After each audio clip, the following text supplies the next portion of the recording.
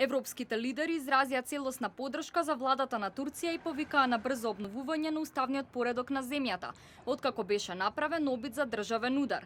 Турција е клучен партнер за Европската унија.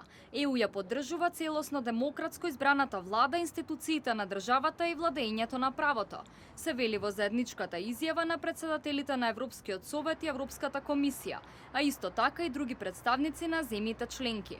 Високата представничка за заедничка надворешна политика и политиката за безбедност Федерика Могерини од името на Европската унија повика кон воздржаност и почитување на демократските институции во земјата.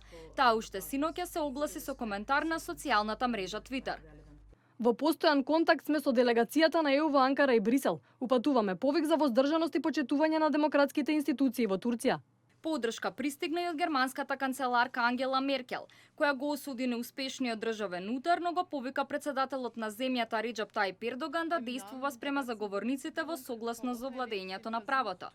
Оние кои се одговорни за трагичните настани синоќа можат и треба да бидат казнети преку владењето на правото, изјави Меркел.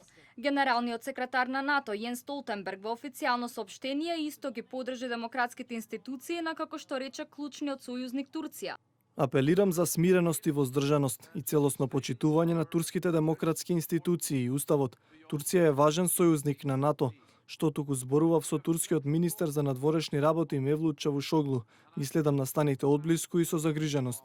Коментарите на Столтенберг се слични со оние на американскиот претседател Барак Обама, кој исто изрази поддршка за демократско избраната влада на Турција, но изјавата што ја даде претседателот на Европскиот совет Доналд Туск, кој изрази длабока загриженост за настаните во земјата.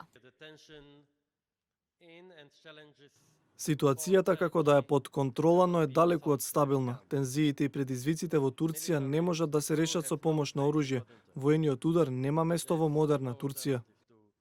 Меѓу многуте лидери кои поддржаа турската влада и генералниот секретар на Обединетите нации Бан Ки Мун, кој повика на смиреност, ненасилство и воздржаност во Турција, откако во земјата беше преземен обид за соборување на власта. Јужнокорејскиот политичар истакна дека воената интервенција е неприфатлива.